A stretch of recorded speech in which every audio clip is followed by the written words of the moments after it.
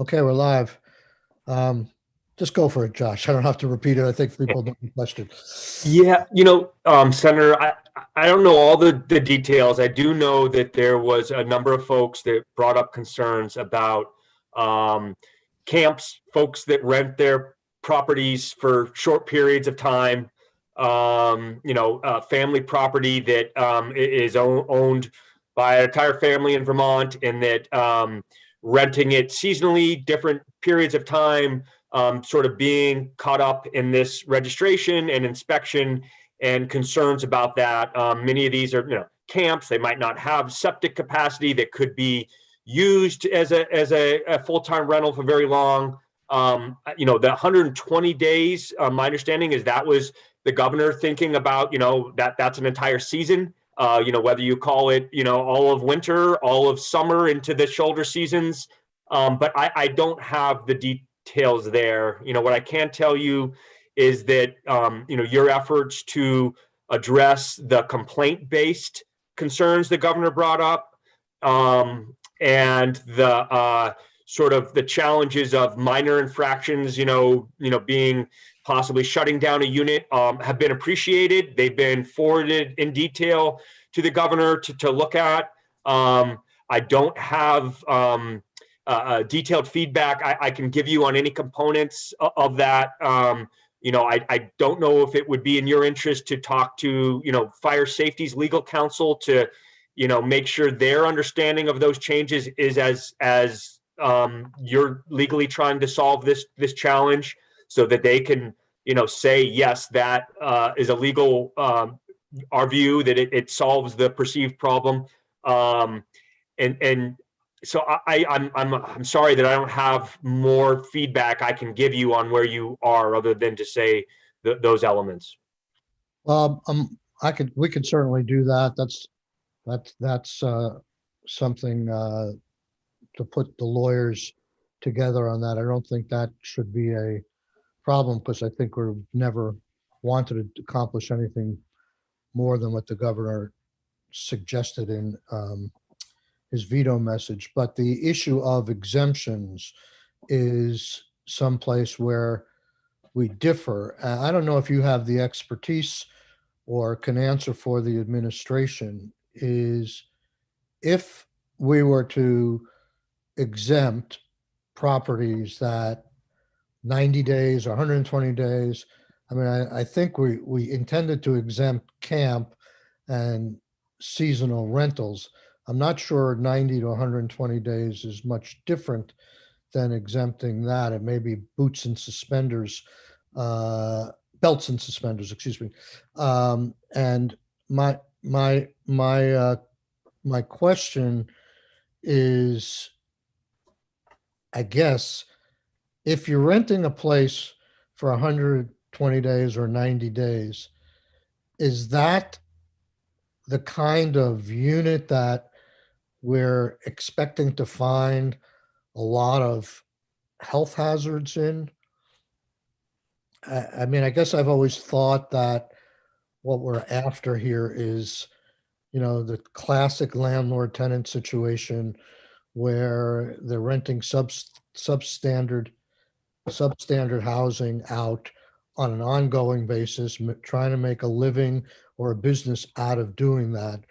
But the camp or the seasonal rental or somebody who's not interested in renting their place out for 2/3 of the year, uh, I'm trying, from your perspective as a housing commissioner, do you think it's likely that we're finding places in disrepair like that, other than the seasonal ones that don't have heat or something like that?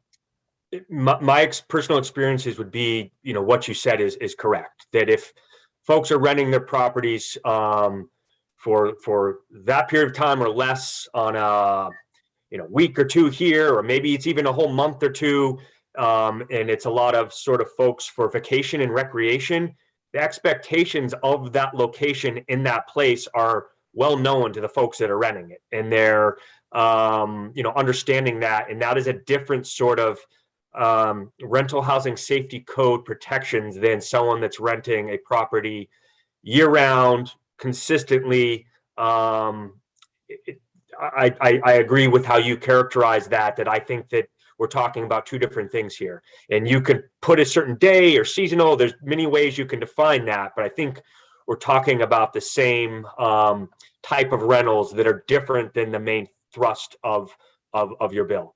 Which is why we, after discussion, which is why we are proposing to exempt real camps that are, don't necessarily have plumbing or don't have heating or, real, what we would call real summer camps. But for me, seasonal is, there are 4 seasons there, and they're each like roughly 3 months long.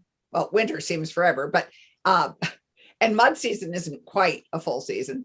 But yeah, so we absolutely sort of see the camps as a key exemption and needed to be further clarified. So I mean, we've done that. That's another piece that we have added to clarify things. Yeah, and I think it gets confusing, right? You can have someone that rents a snowmobile camp for the winter, and it has a heat of some sort, right? And it's available for many months, but it's not a place where someone is living full time. I think there's a lot of different ways to. Yeah, and it may have an outhouse. It may not have full plumbing. A lot of different ways to slice and dice this, and you get into also, desires around to register short-term rentals and keep track of those, and that might exempting this element may work counter to the goals of that industry, and so it gets a little confusing here. So, I don't know if you want to take a stab, John. I appreciate that answer. My recollection is you made we'll have Sarah go through just briefly some of the long-term history that you've been involved in, maybe not as much as other people, of this issue of inspections and registry. But I seem to remember you making a cogent case last year as to the value of a registry to the state of Vermont and to your department in terms of collecting data, where things are, getting information out to landlords and tenants, take advantage of change in regulations and program changes that might affect the housing community. Have you changed your position from where you were last year on that in terms of the value of a registry, a statewide registry? I would say that there's value in having housing data, absolutely. And there are a lot of apartments that are registered in the state by various groups and communities. And, that would be consistent. I represent the governor, and the governor has concerns about expanding this approach, that this sort of registry and inspection regime is what's going to solve the problem. And I agree with the governor on that we have a more basic problem here. And my point about the article above wasn't about Essex town. It was about Winooski and Burlington that have a rental registry regime, a proactive enforcement, much stricter than what is being proposed here. And they weren't able to solve those problems either and help those tenants, because there's a scarcity of decent apartments for folks to pick up and move to. And so, I want to be fair and suggest that this effort, without more supply coming online, in my view, isn't going to solve the problem. But having more housing data and more information, of course, from where I sit, is helpful to make decisions. And that's consistent with what I've said in the past. Okay. Did you have your hand up, Sean? I'm sorry. Just grooming. Okay. So we have at this point, I think in 210, we have a exemption for camp. David Hall's with us. I think I don't know if it's the same as camps, but seasonal short-term rentals. I forget how it's phrased. And we have another exemption say owner occupied units that have no more than two other units in the building. That's to, I guess it gets a little bit as, it's phrased as primary residence, so you don't get involved in when during the year the person is living there, but it's designed to get at sort of almost like an ADU situation. It probably should have said duplexes, but it says triplexes right now. So I'm anxious to hear from Sarah to go through just briefly, Sarah, in terms of in terms of the effort that you've been involved in on this, what period of years does that span? It seems like since I've been chair of this committee, we've been dealing with this year after year. And even though if you accept what Josh says, this is not going to solve the problem, I don't necessarily accept that, but that doesn't mean you stop working on a problem just because you can't totally solve the problem. It may make the problem less. And so even if you accept what was said, I think we've been putting a lot of effort collaboratively with the administration and study committees over 4 years now. And as I said earlier, I think the goalposts keep moving on us because we didn't really hear any strong objections over the 4 years to this, other than where you're going to get the money to pay for it. And then we solved that. And now it's not enough money, but now it's not a good idea anymore. So wanting to hear from Sarah, just very briefly, formally in the last few years, what have you done in terms of advancing this? I know you've been involved in the rehab study committee and maybe even longer. Thanks. Sarah Carpenter, chair of the Housing Rental Advisory Board. And I actually have been working on this for 20 years, pretty much. We had a study in the 2008-10 era, and then we hit, if you all recall, that big mortgage crisis, and we just couldn't advance it. So fast forward, in about 2018, we resurrected it. The problem with substandard long-term rental housing has existed all the time. And we just it's a parallel problem. Josh is absolutely right. The real solution is to get more units, but this does not counteract that. And I will, I've heard people say, oh, we're just going to shut down units for minor problems. We have a state system now under the Department of Fire Safety that covers 70% of the codes. They don't arbitrarily shut down units. And if they are, that's a problem, but we have not heard that. All we are asking for is to take the 30% of the remaining housing codes around health and safety and combine them under one enforcement program that would be less arbitrary, more dependable, more thorough. So that's really all it does, and will reduce the redundancy. Right now, we've got tons of situations where we have 2 inspectors coming in.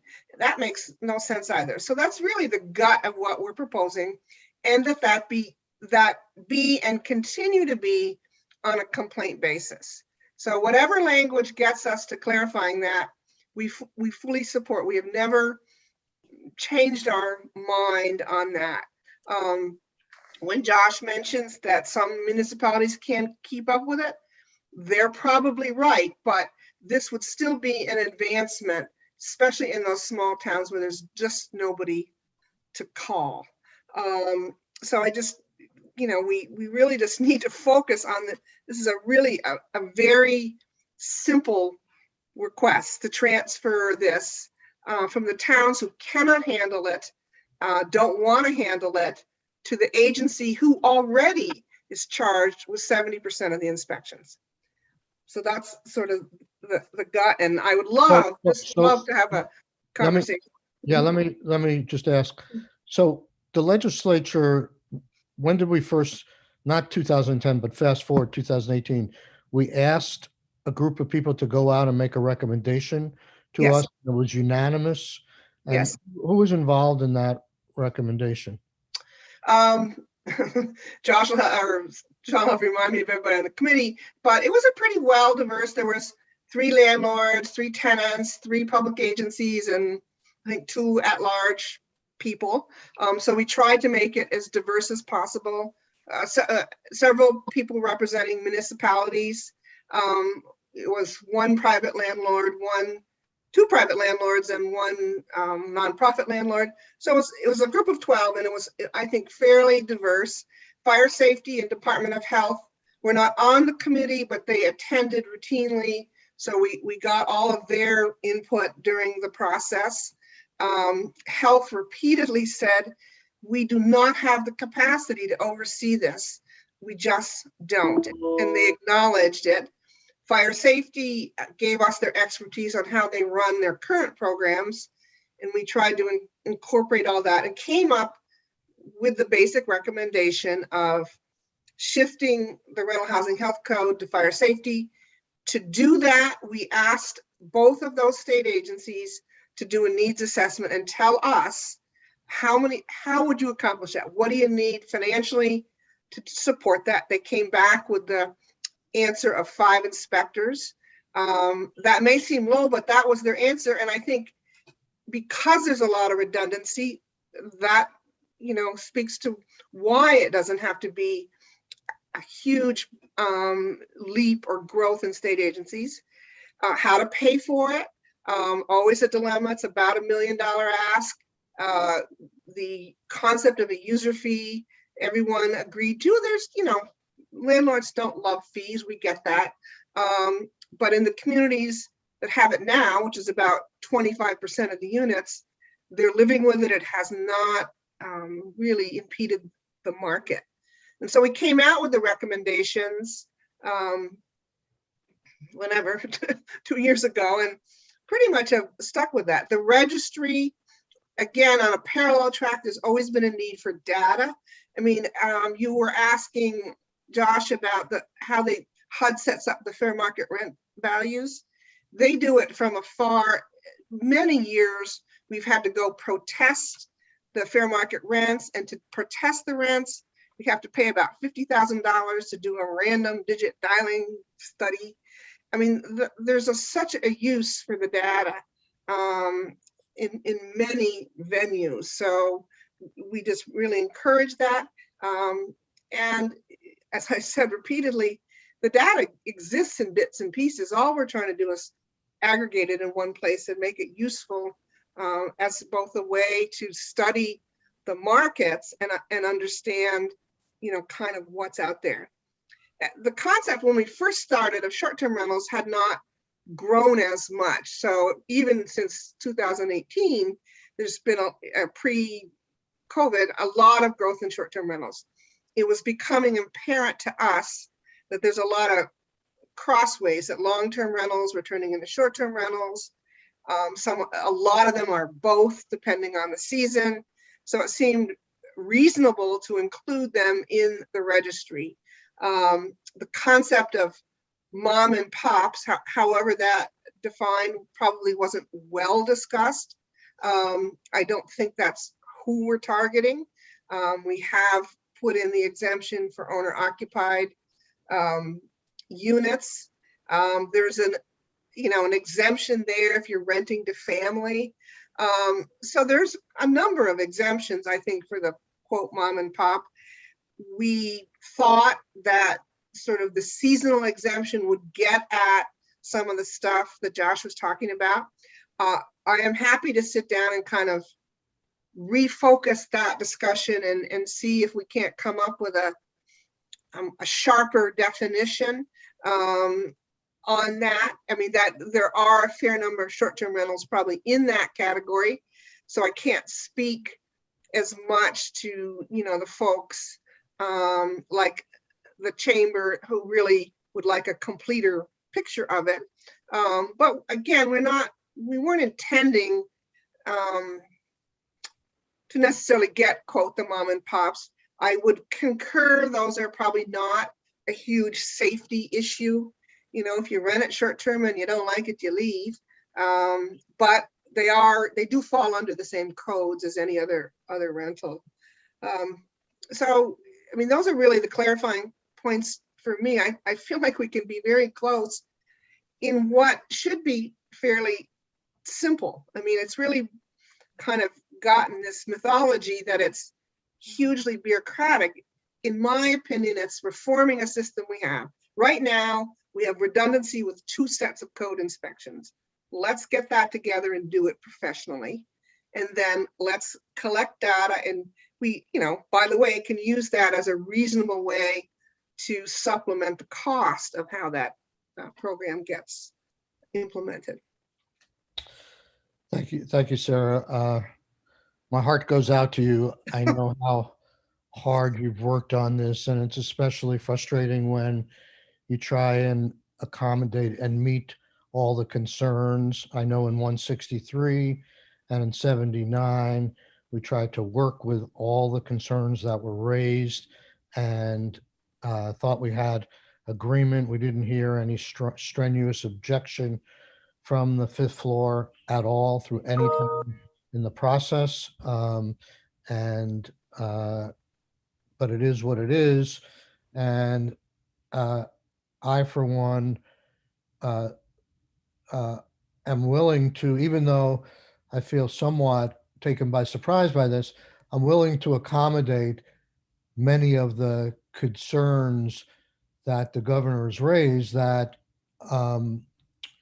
that don't really jeopardize the value of this bill going forward.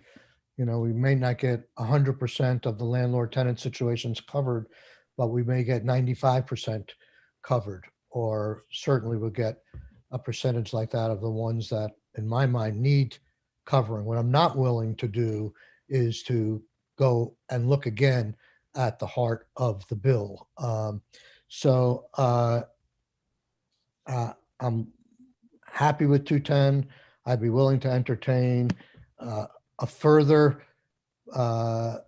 belts and suspenders on the length of time that a unit has to be rented before we have to worry about knowing their existence and whether they can be inspected, but not willing to go much further than that. I would like to ask David Hall. Thank you for joining us, David. Hi, good morning. Good morning. So in your mind, could you just try and explain to us the difference of units that, and you probably heard more about the House's concern about the 120-day thing. I think 120-day was mentioned for the first time in my mind in the budget address, and then when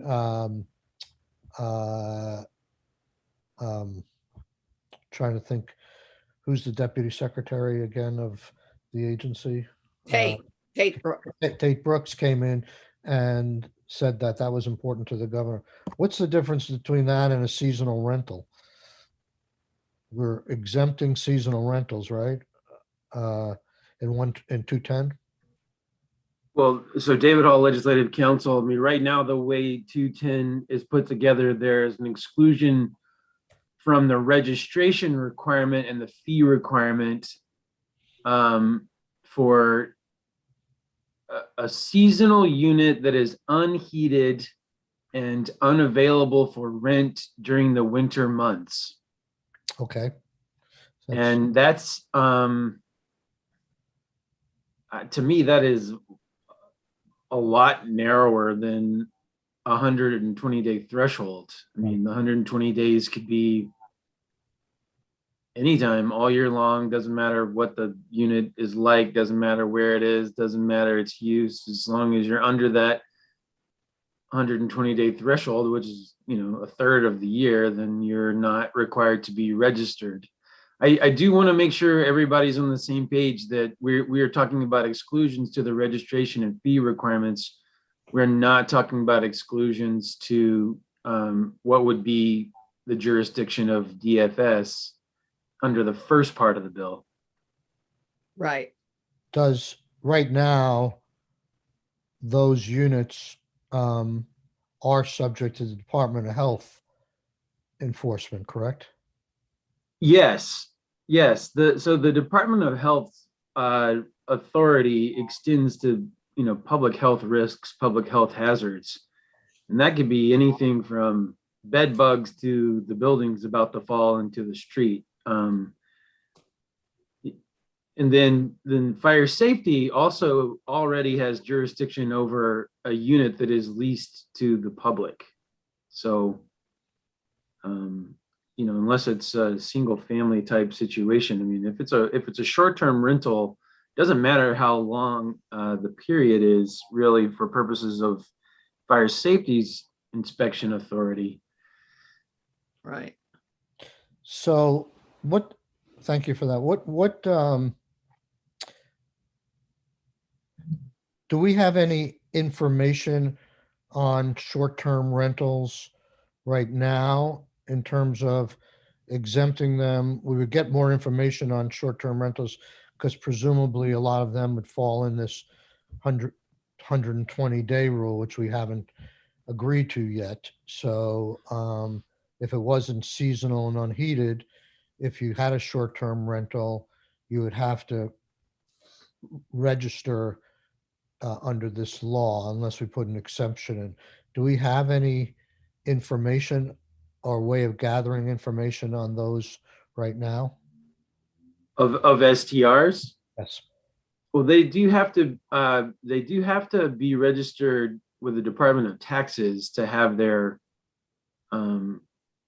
to have the proper accounts and filing numbers set up if they meet the definition of short-term rental, which is a certain number of days in a year. But they, there's no other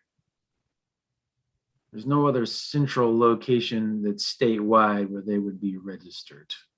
Sarah? Remember that you did add law that would allow municipalities to separately regulate short-term rentals by ordinance. Right. So I at this point, honestly, in the real world, I don't know the extent to which municipalities have begun to do that, whether they're requiring, additional layers of regulation at the municipal level. I don't actually know.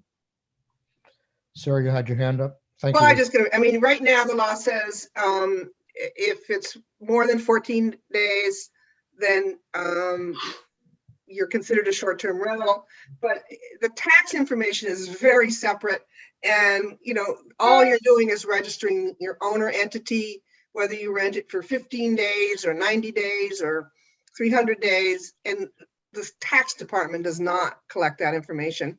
And that's what became clear in the process, that we don't have that information. Right now, the state has a guesstimate on how many short-term rentals there are, and that's done by a company that kind of reviews the platform like Airbnb and kind of makes a guess. But we just don't have that information. Okay.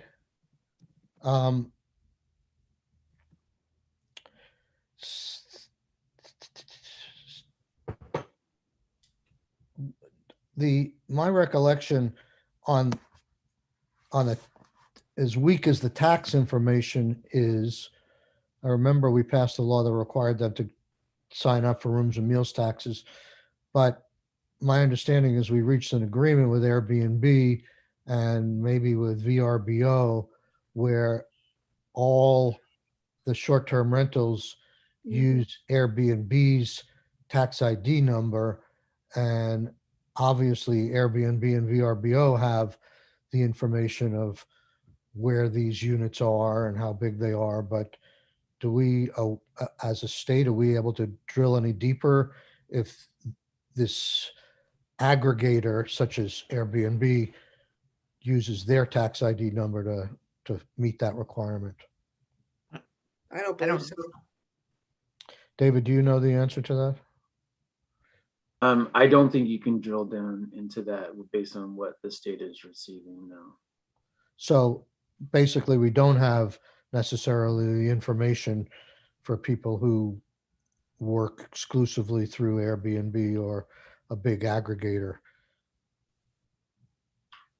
We Right. collect, like, we have an effective way to collect the taxes, but we don't have any information. We can't pierce the corporate veil, so to speak, of Airbnb and get the details of where their units are. I don't think so. I think we discussed that during the course of our ordinance discussion and the number of days we set for the short-term rentals. Because it's less than 30 consecutive days, as I recall, and 14 days is the more than 14 days and less than 30 days consecutively.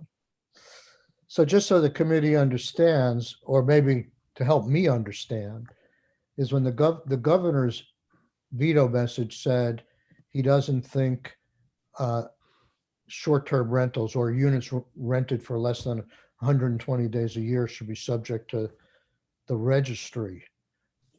I would have less concern with subjecting them to the inspection, because I don't think they're the kinds of places where you're going to find problems, or they'll self-correct through reviews or stuff like that.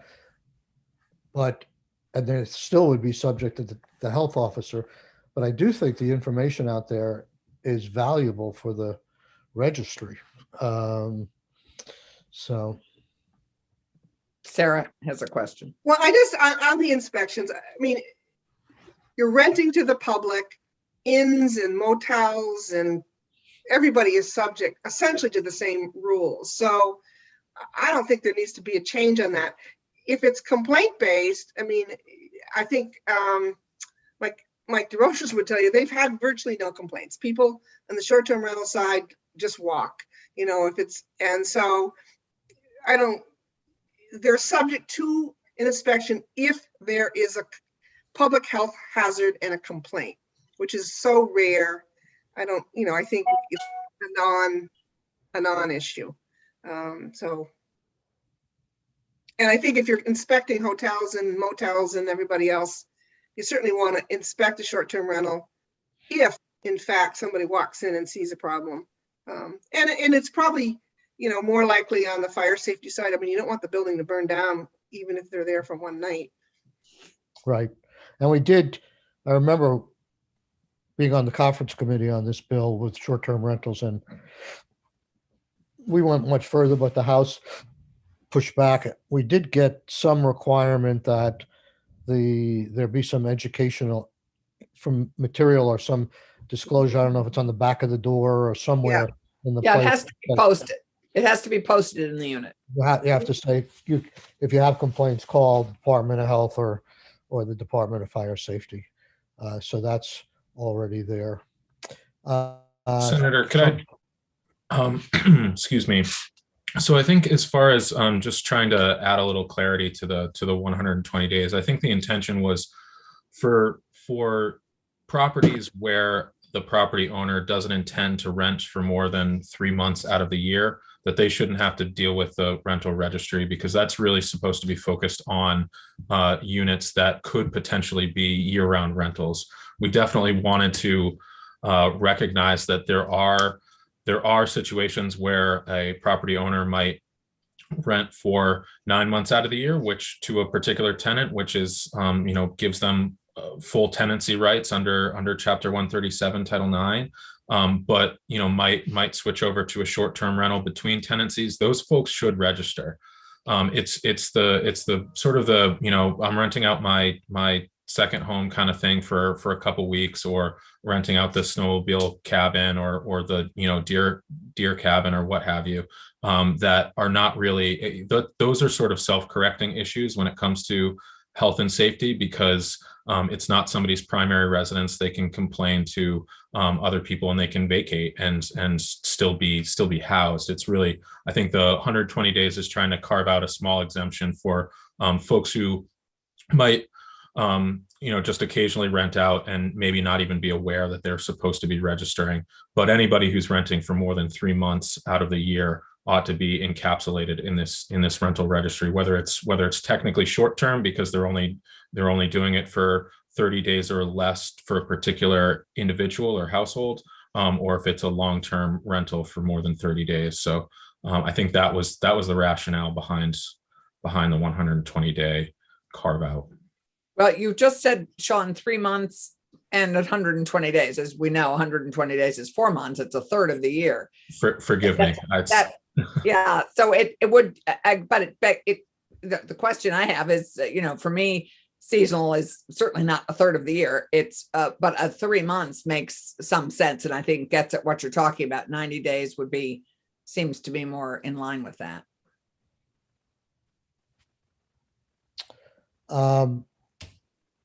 So we have 10 minutes left.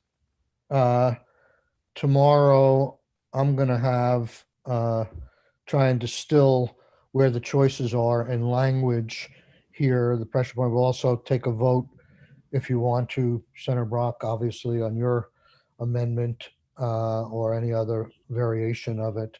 And my hope is to get the bill out tomorrow.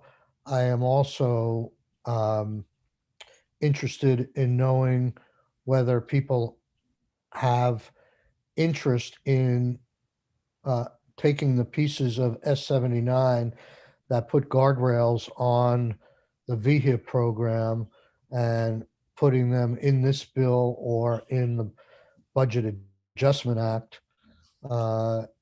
because from a legislative perspective, it doesn't feel right to me that we're running a program of this size without any codification of the program other than its name. There's nothing at this point, it seems, that would stop the department other than goodwill from making significant changes to the program. And they might be, and I don't see anything yet, they may be worthwhile to do, but we usually have some sort of eligibility requirements, some sort of commitment requirements, some sort of cap. We have none of that with this bill other than what's going forward in practice. And we're not talking small numbers here. It seems like it's a worthwhile program. They're doing a good job, but we are talking about 32 million, 37. Yeah, 20 million in adjustment. So it's at the 32 moment, VHIP is in S210. It is the codification of it is here in 210 with the eligibility, and I believe is that not right, David? Yeah, we have it covered as we thought of it last year. Yeah, exactly. It's With the same. including the home ownership revolving loan fund, which as Sean and Josh said, they couldn't stand it up because they didn't feel they had the language and the statutory authority. David, you were going to say something? I was just going to say it's the exact same language as 79. Right. Okay. That's what I thought. So what it looks like. Okay. Okay, well, that's where we are. If anybody has any thoughts now or want to see an amendment drafted, any changes to the program that's not in S210, I for one would drop the revolving loan fund. It's not stood up, and it doesn't seem like they feel they're in a position really where they want to stand it up. I'll have to have a conversation with the Appropriations Committee as to whether they want to touch the $1 million that they appropriated this year, which is clearly not going to be spent this year. I also have some reluctance on VHIP, certainly if we don't codify it, to go for the full $20 million over a 3-year period. I don't want to necessarily send Right. that message out right now. We can do a proration of some sort if need be, Right. and come back to it in the following years. No, this Can I is, make sure I understand what you just said, Mr. Chair? Did you suggest that you would simply drop section 12 of the bill, I don't have it in front of me, but I would drop the but revolving home. home one, yeah. Okay. Let me ask you just another question, if I may. Absolutely. That is section 2, the penalty for failure to register. If someone looked at the registry and just simply said, I'm not going to do it, is the $200 per unit administrative penalty the sole bit of pain that they would endure? That's right. I think that's right. We had it much higher. The House really gutted it in terms of the penalty. It's almost it's not much of a penalty at all, but David could talk to what happened, and I think it's, it is what it is. The House, yes, Senator, the answer is that is the only penalty that would be available. It was more punitive on the Senate side. It was changed by the House Committee on Ways and Means to $200 per unit. And also they changed the standard to knowingly fails to register. So that's two significant changes from the way it was originally crafted. And I'd point out it's per unit. So for a more significant landlord, that's not insignificant. Per unit. Well, yeah, I had some concerns about that, but this is what we did agree with the House on in terms of what we sent to the governor. I haven't heard any objections or suggestions that it be raised any higher. So we have enough moving parts here that I wouldn't necessarily want to add to it. I'm willing to give people the benefit of the doubt that they'll comply regardless of what the penalty is. And if we find out that's not the case, I guess we could change it. Right. And we could also look at the penalties. I'm not as familiar with the penalties of the 7 cities, towns that have their registries. It would be great to know maybe from Sarah what the penalties are there and what percent of the units comply. And I think it's, again, something that we can look at again in a year or two if there are a large number of people not complying. I mean, hopefully this will be an ongoing program that we can review on a regular basis, and the Rental Housing Advisory Board will be on top of this, I'm sure, knowing their chair. David, can you just tell the committee what sort of the rollout is in terms of the timeframes we've had to update as to when the registry starts, when the fees start getting collected, when the positions come into play? I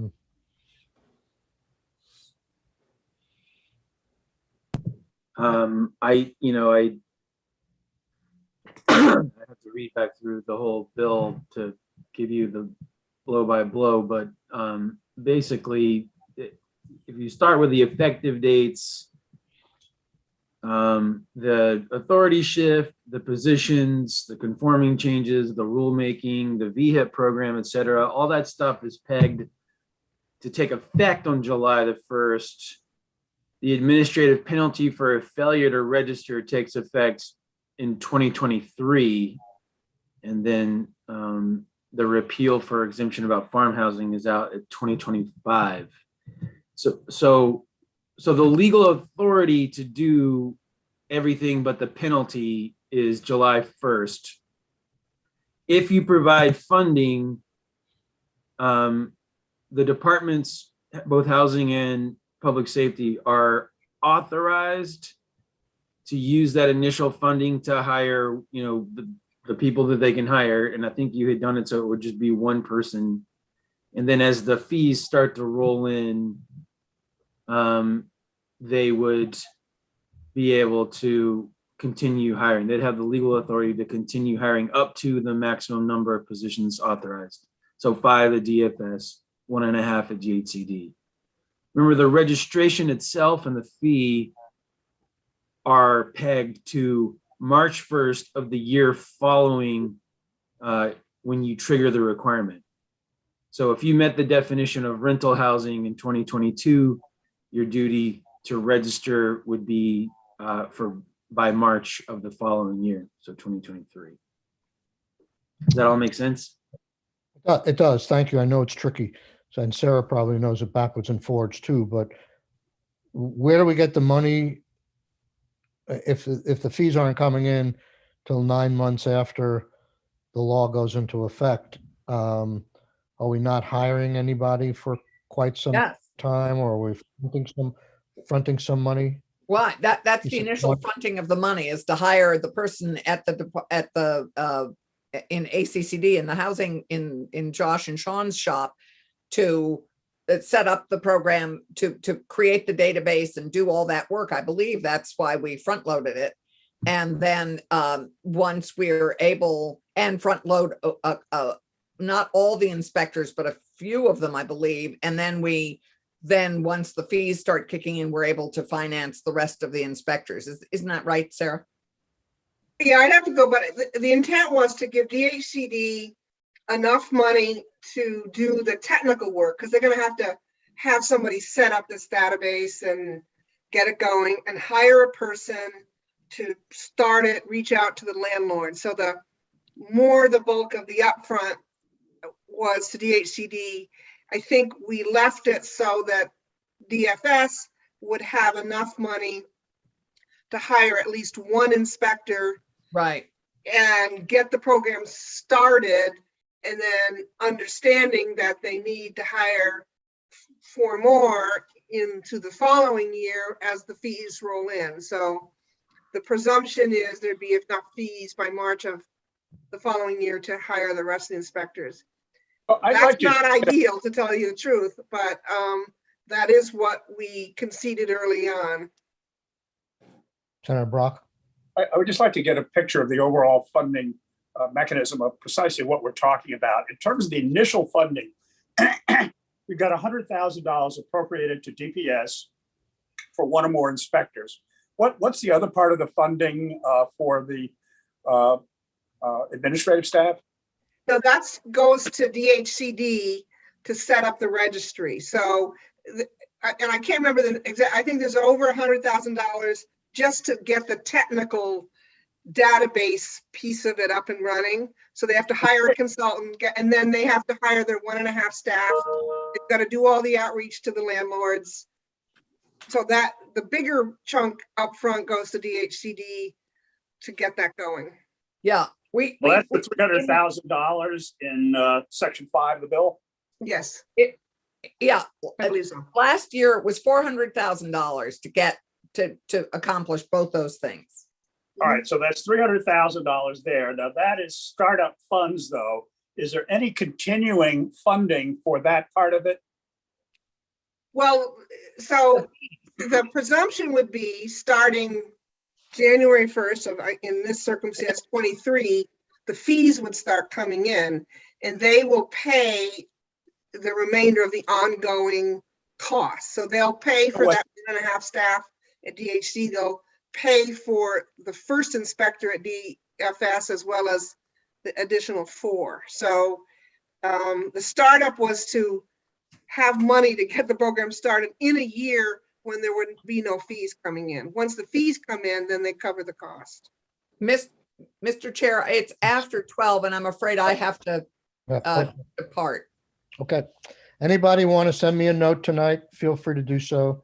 We'll see how things go in the morning. But if I come up with any kind of suggestions, I'll send